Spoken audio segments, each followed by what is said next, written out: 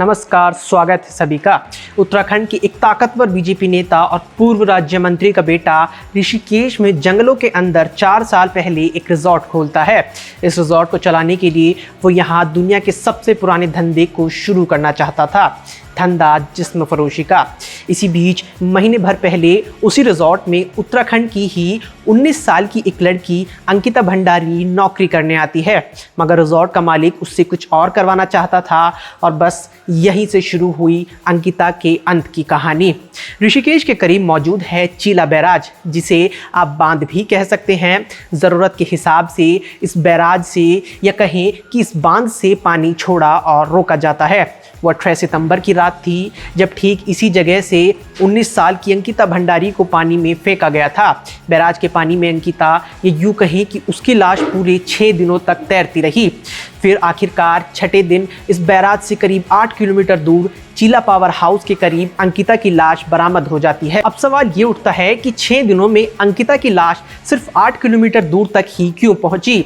तो जवाब ये है कि अगर बैराज के पानी को कम न किया जाता तो शायद अंकिता की लाश कभी मिलती ही नहीं, और यही कातिल चाहते थे। मगर शुक्र है कि न सिर्फ अंकिता की लाश मिली, बल्कि इसके साथ ही ये खुलासा भी हो गया कि अंकिता को मारा गया है क्योंकि वो एक ऐसा सच उजागर करने जा रही थी जो कातिलों को कतई बर्दाश्त नहीं था।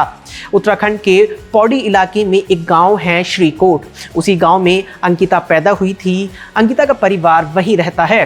12वीं पास करने के बाद अंकिता ने होटल मैनेजमेंट का कोर्स किया था। इस दौरान उत्तराखंड के लोग भी कोरोना की चपेट में थे। अंकिता और उसके परिवार पर भी इसका असर पड़ा।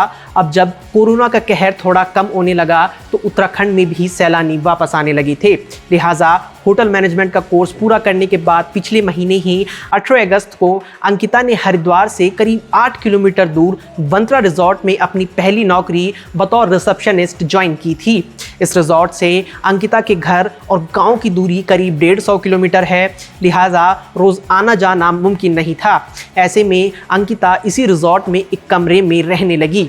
अंकिता को रिजॉर्ट में नौकरी करते हुए पूरा 1 महीना हो चुका था और ठीक 1 महीने बाद 18 सितंबर की रात अंकिता अचानक गायब हो जाती है। पूरी रात बीत जाती है। अंकिता की गुमशुदगी की किसी को भनक तक नहीं लगती।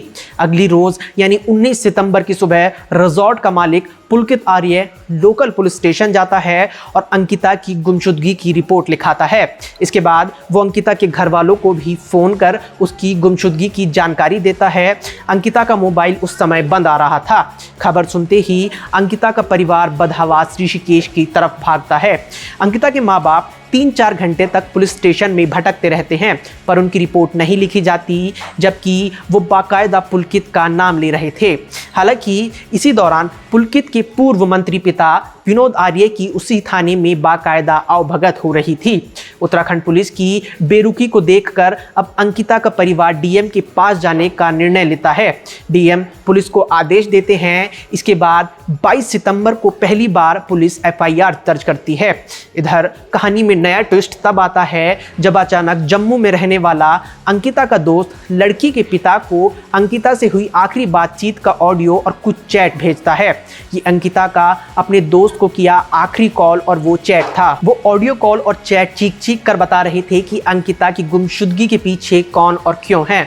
अब तक ये बातें सोशल मीडिया पर भी आ चुकी थी, जिसकी वजह से पुलिस प्रशासन की किरकिरी होने लगी। उत्तराखंड के पूर्व राज्य मंत्री विनोद आर्य और उनके साहबजादे पर अब दबाव बढ़ने लगा था।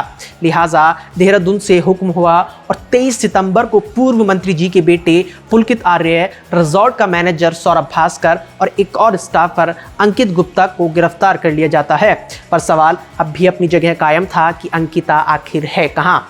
जवाब पुलकित और उसका स्टाफ ही दे सकता था। लिहाजा शाम होते होते पुलकित ने मुंह खोल ही दिया। फिर उसने अंकिता का पूरा सच बताया।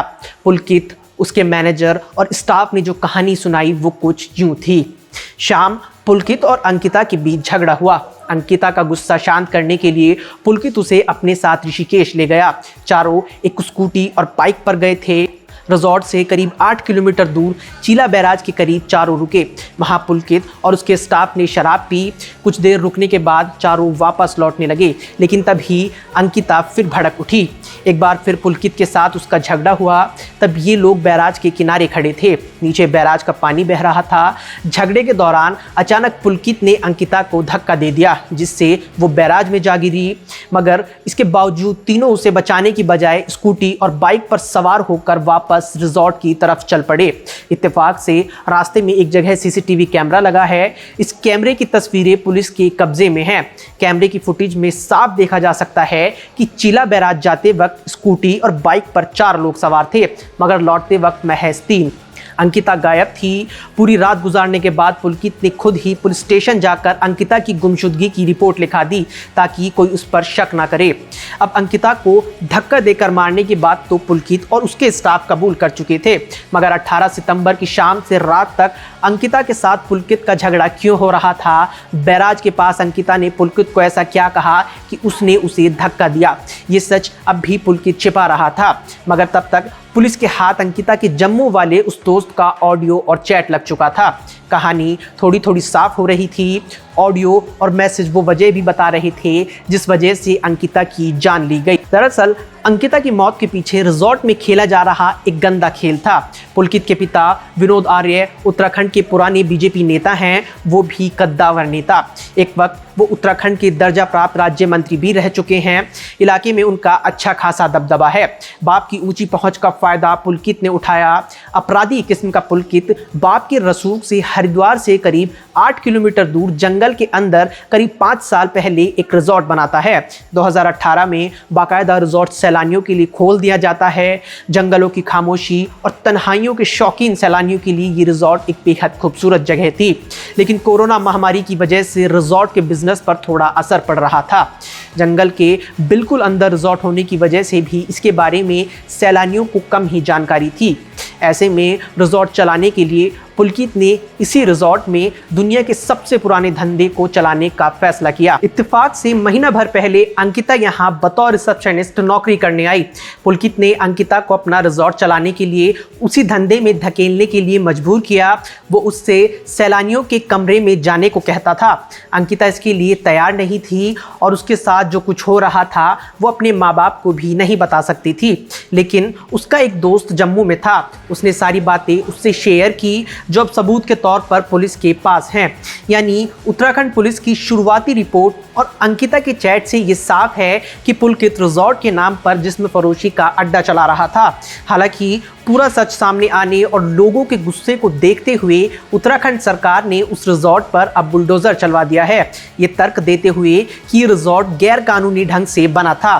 सवाल ये है कि 5 साल पहले बना इतना बड़ा रिजॉर्ट 5 साल तक गैर कानूनी ढंग से चलता रहा और पुलिस प्रशासन को इसकी भनक तक नहीं लगी।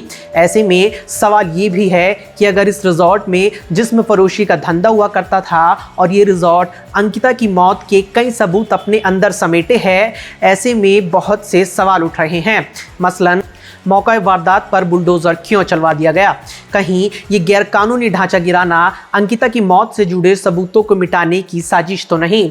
बिना क्राइम सीन की पूरी जांच के उसे यूं मटियामेट क्यों कर दिया गया? जांच के लिए फॉरेंसिक टीम और वीडियोग्राफी टीम एक साथ क्यों नहीं गए? अभी तक आरोपियों की स्कूटी और बाइक जब्त क्यों नहीं हुई है? अगर आरोपियों ने कार का इस्तेमाल किया था तो वो कार कहाँ है? पुलकित ने शराब पीने की बात कही है, तो ऐसे में ये सवाल भी उठता है कि ड्राई एरिया में शराब कैसे आई? वारदात से जुड़ी जिन सीसीटीवी फुटेज का जिक्र पुलिस कर रही है वे फुटेज कहाँ हैं?